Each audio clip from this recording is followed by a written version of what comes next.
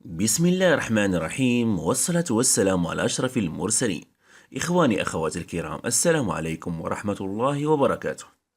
كيف ألفت انتباه أنثى الباجي للعش؟ سؤال طرح أكثر من مرة من طرف المشتركين في قناة محترف الطيور، وأنا جد آسف لعدم وضع فيديو له، بسبب أني أجيب على الأسئلة تباعا من القديم إلى الأحدث. من المشاكل التي تعترض مربو الطيور عامة وخاصة المشتركين في القناة هي أن الأنثى لم تدخل إلى العش بتاتا. تجدون رابط لهذه الحلقة أسفل في الوصف، التي أشرح فيها لماذا الأنثى لا تدخل العش، أو أن بها عوائق وأعراض لا تسمح لها بأن تتزاوج وأن تضع البيض. تجدون رابط الحلقة أسفل الوصف هو كذلك. المهم، كي ألفت أنثى الباجي العش لابد من أن تكون الأنثى جيدة، ليس بها أي أعراض من الأعراض السالفة الذكر. إذا على بركة الله. المجتمع لابد أن يكون طويل من جانب القفص إلى العش.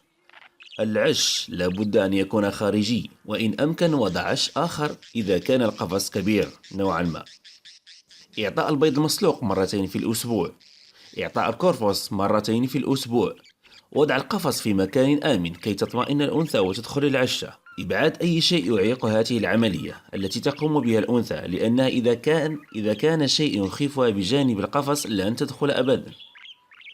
القفص لابد أن يكون كبير نوعا ما كي تتحرك بحرية تامة ولا تصاب بالسمنة.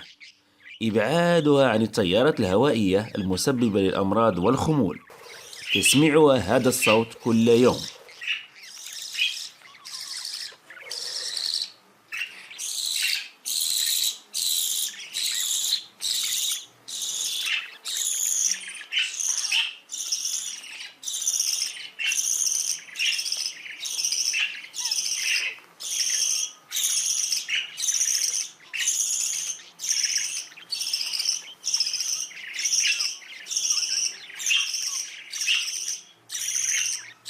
إن استفدت من هذا الموضوع لا تنسى الضغط على زر لايك وأن تنشر الفيديو في نطاق واسع.